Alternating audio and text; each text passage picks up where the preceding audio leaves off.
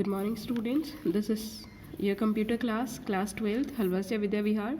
Today we will continue our discussion on NumPy library in Python. Python में NumPy library को किस लिए use किया था हमने दो NumPy library के इस लाइब्रेरी या ये मॉड्यूल के हमने दो फंक्शंस हमने यूज़ करके देखे थे, ए रेंज और लाइन स्पेस.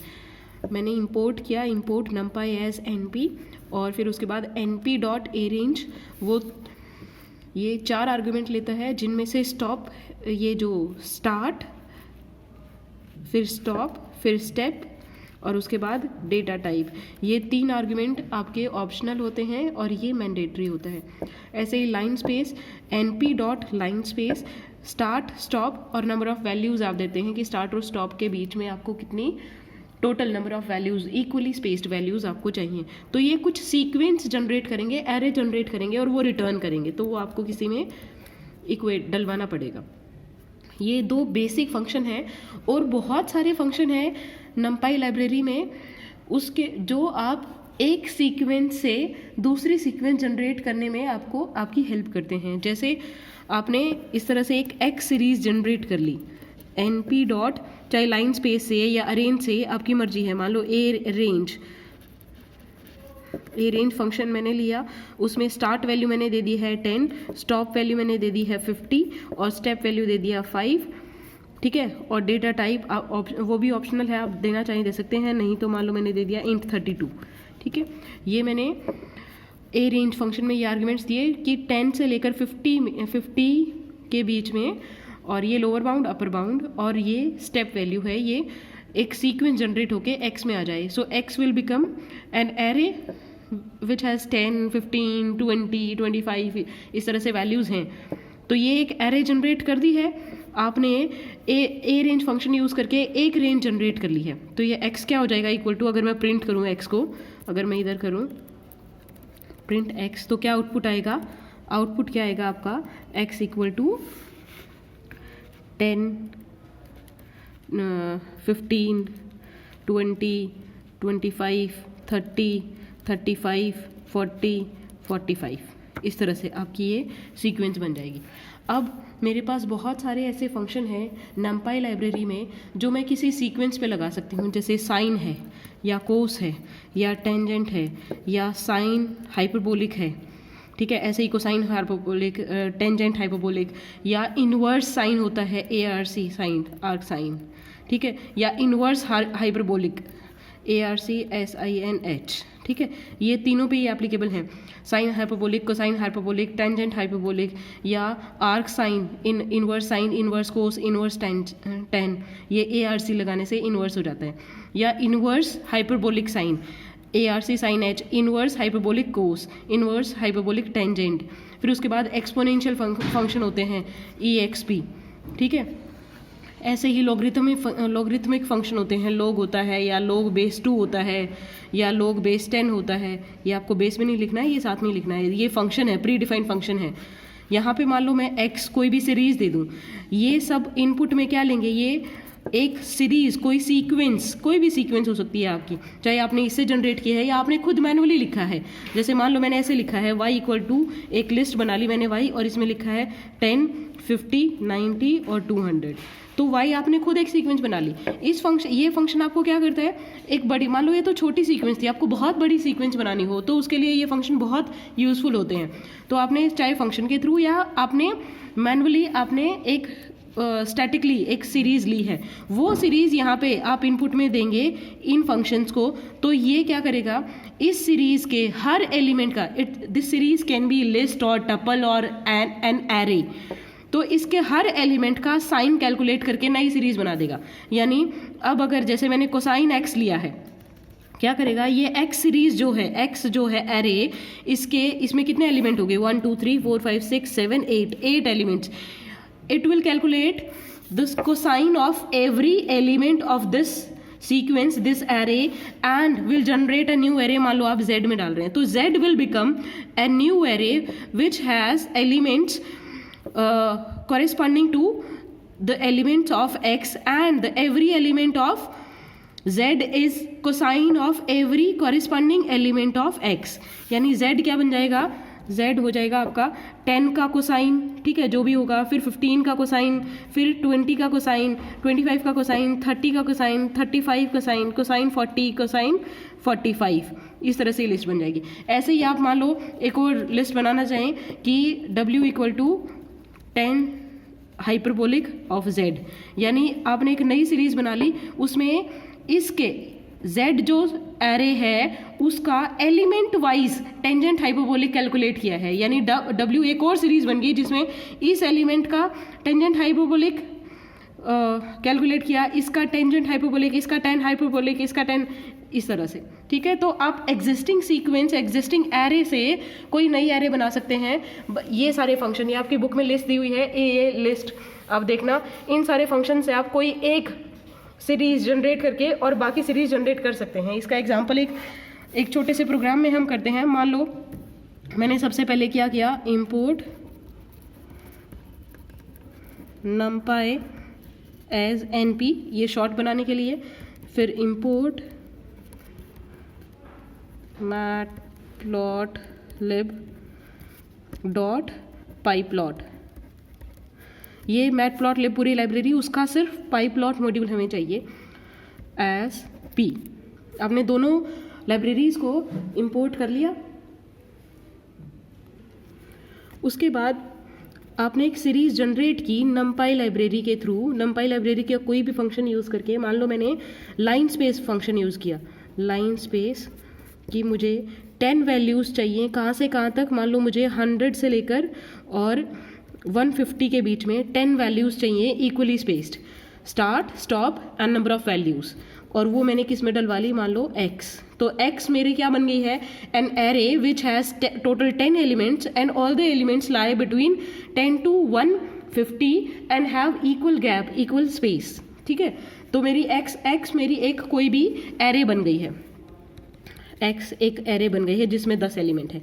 अब मैं दूसरी एक y एक सीक्वेंस लूँ, y एक एरे लूँ जिसमें मैंने ले लिया साइन ऑफ x और z मैंने ले लिया कोसाइन ऑफ x, यानी y एक ऐसी सीक्वेंस बन गई है, ऐसी एरे बन गई है जिसमें x के एक एक एलिमेंट का, फर्स्ट एलिमेंट का साइन निकाला यहाँ पे, सेकंड एलिमेंट का sine, third element and so on, 10th element का जो साइन है वो यहाँ पे, ठीक है। ऐसे ही z है वो बना ली है। अब मेरे पास दो सीक्वेंस बन गई हैं, यानी मेरे पास डेटा 1 और डेटा 2 आ गया है, यानी वो डेटा जो मुझे एक्सिस पे प्लॉट करना है और वाई एक्सिस पे प्लॉट करना है। मान लो मैं यहाँ पे z सीरीज प्लॉट करना चाहती हूँ, यहाँ पे मैं y सीरीज प्लॉट करना चाहती हूँ, या यहाँ पे y, यहाँ पे z, इस तरह से कुछ भी।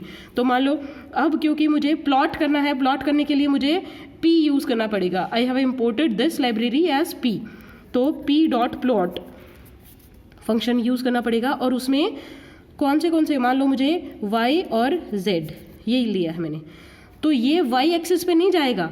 देखो बेटा, इस एक्सिस का नाम होता है कि ये y एक्सिस है, इस एक्सिस का नाम है जो हॉरिजॉन्टल एक्सिस है, इसको x एक्सिस बोलते हैं, ठीक है।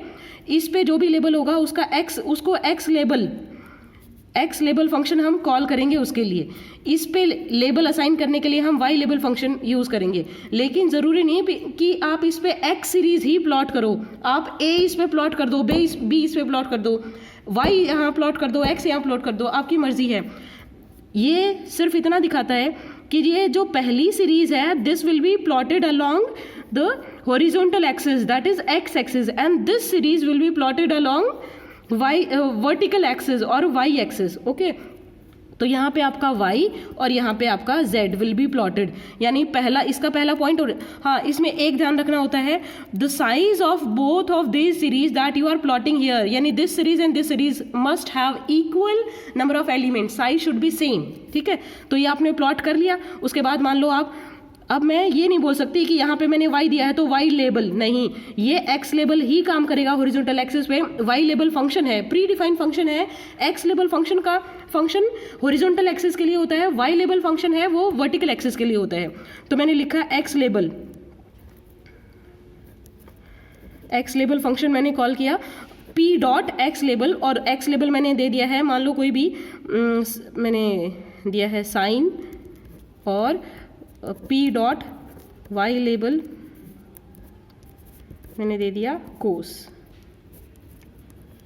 ठीक है, ये स्ट्रिंग है, आप इसमें कुछ भी दे सकते हैं। तो इसका मतलब यहाँ पे साइन लिखा आएगा और यहाँ पे कोस लिखा आएगा। ठीक है, फिर आपने ये विजिबल नहीं होगा, ये आपको डिस्प्ले नहीं कराया जाएगा क्योंकि आपने शो फंक्शन कॉल नहीं किया है। तो उसके लिए आप शो फंक्शन कॉल कर सकते हैं।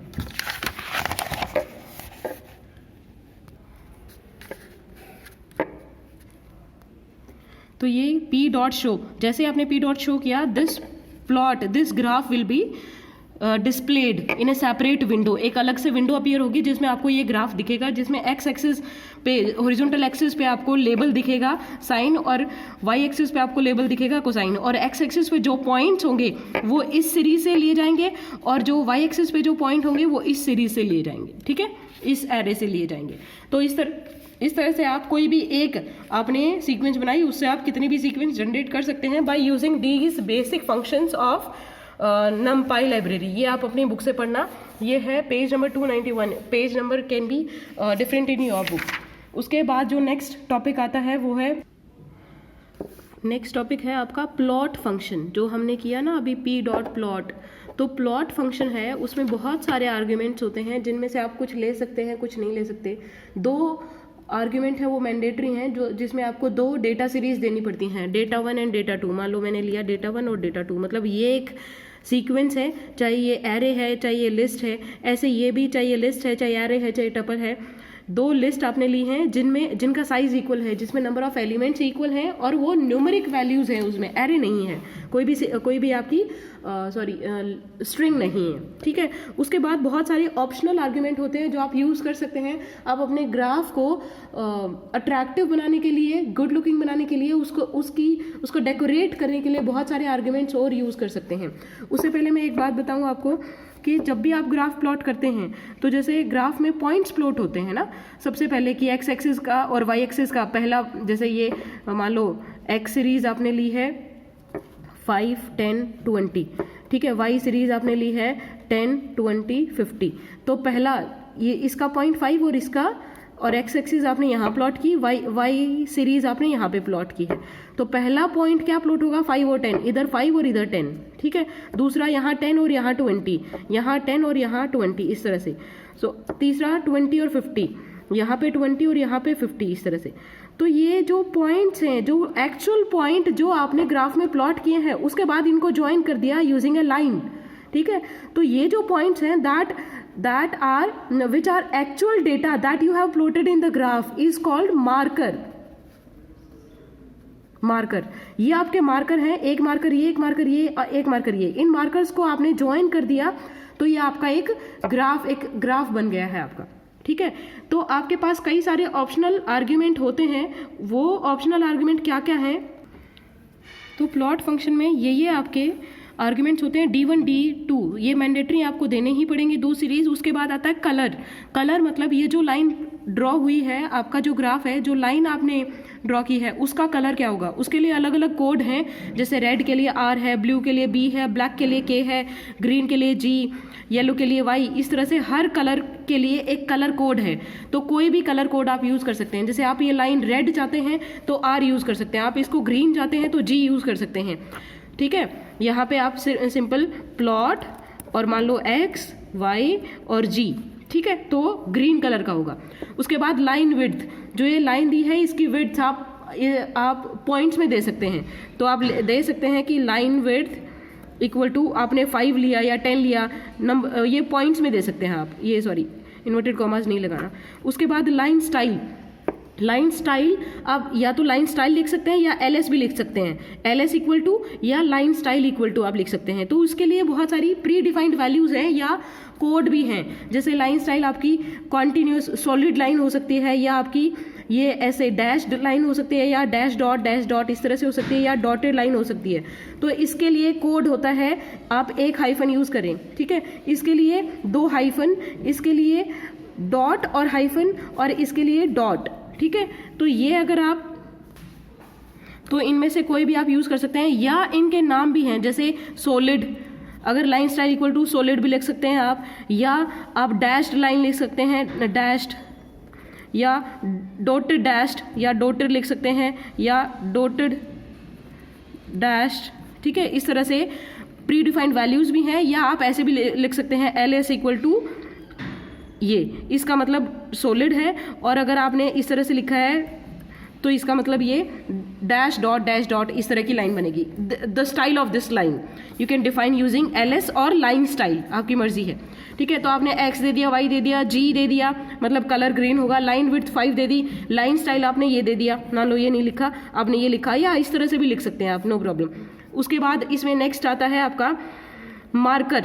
मार्कर में आता है मार्कर टाइप, मार्कर का स्टाइल कौन सा है। जो ये आपके पॉइंट्स होते हैं ये मार्कर होते हैं, ये आपके सर्कल भी हो सकते हैं, ये आपके स्क्वायर भी हो सकते हैं, प्लस के साइन में भी हो सकते हैं, स्मॉल डायमंड भी हो सकता है इस तरह से, ये बिग डायमंड भी हो सकता है, आपका वर्टिकल लाइन भी हो सकता है, हॉरिजॉन्टल लाइन भी हो सकता है, क्रॉस भी हो सकता है, या स्टार भी हो सकता है। इस तरह से मार्कर के बहुत सारे प्री डिफाइंड टाइप्स हैं, ये भी आपके बुक में लिस्ट दी हुई है कि किस तरह का मार्कर है। जैसे ये पॉइंट मार्कर, अगर सिंपल डॉट है छोटा सा, या पिक्सल मार्कर, या सर्कल मार्कर, या आपका प्लस, या आपका क्रॉस मार्कर। बिग डी होता है जो बड़ा, capital D for big diamond and small D for smaller thin diamond. ठीक है, ये बहुत सारे कोड दिए हुए हैं, इनमें से कोई भी कोड आप यूज़ कर सकते हैं।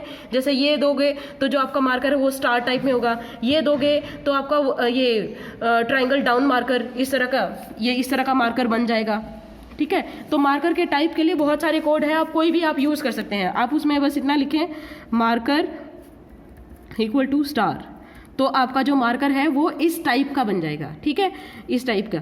उसके बाद मार्कर का कलर हमेशा वही होता है जो आपके लाइन का कलर होगा। लाइन आपने रेड कलर की कर दी तो मार्कर का कलर भी रेड हो जाएगा।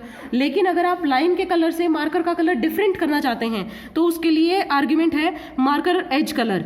आप मार्कर एज कलर में भी कोई कलर कोड दे सकते हैं। आपने लिखा marker edge colour equal to yellow, तो जो मार्कर का जो कलर है, आपका मार्कर का जो कलर है, लाइन का कलर रेड रहेगा, मार्कर का कलर येलो हो जाएगा। ठीक है, उसके बाद इसमें मार्कर साइज भी है, वो भी आप पिक्सल में दे सकते हैं। आपने लिखा मार्कर साइज इक्वल टू, आपने लिखा है 5 या 2 या 7, आपने लिखा 7, तो उसका पिक्सल्स की फॉर्म में 7 साइज हो जाएगा मार्कर का। ठीक है, एक चीज़ और है इसमें इंपॉर्टेंट, वो ये है कि मार्कर टाइप और कलर कोड उसको आप बहुत बार ज्वाइन कर सकते हैं। जैसे आपने लिखा जी स्टार, ग्रीन कलर की आपकी लाइन बन जाएगी और जो मार्कर का टाइप है वो स्टार हो जाएगा। ठीक है, और मार्कर का कलर आप अलग से दे सकते हैं, मार्कर कलर में मार्कर एज कलर आर्ग्यूमेंट के थ्रू। ठीक है बेटा, तो क्या प्लॉट फंक्शन है जो, उसके क्या क्या आर्ग्यूमेंट हो गए, एक सीरीज, दूसरी सीरीज, उसके बाद कलर, आप लाइन का कलर या line colour plus marker style जो है वो इकट्ठा भी दे सकते हैं। आपने कलर दे दिया और मार्कर टाइप, मार्कर, ये दोनों एक साथ दे दिए हैं। उसके बाद आपने नेक्स्ट दिया है लाइन स्टाइल। लाइन स्टाइल मान लो मैंने दिया है डॉट, मतलब वो डॉटेड लाइन हो जाएगी। उसके बाद आपने दिया है आपका मार्कर का टाइप आप दे चुके हैं, मार्कर एज, मार्कर साइज आपने दे दिया, marker size equal to 7, marker edge colour, आपने ये लाइन ग्रीन कलर के लिए है, मान लो आप यहाँ पे ये येलो कलर का ले लो। ठीक है, तो इस तरह से आप प्लॉट फंक्शन में ये बहुत ये इतने तरह के आर्ग्यूमेंट देके अपने जो आपका जो ग्राफ है उसको और ज़्यादा गुड लुकिंग और ज़्यादा डेकोरेटिव बना सकते हैं। ठीक है, तो ये आप अप्लाई करके देखना, कोई प्रॉब्लम हो तो बताना। Thank you.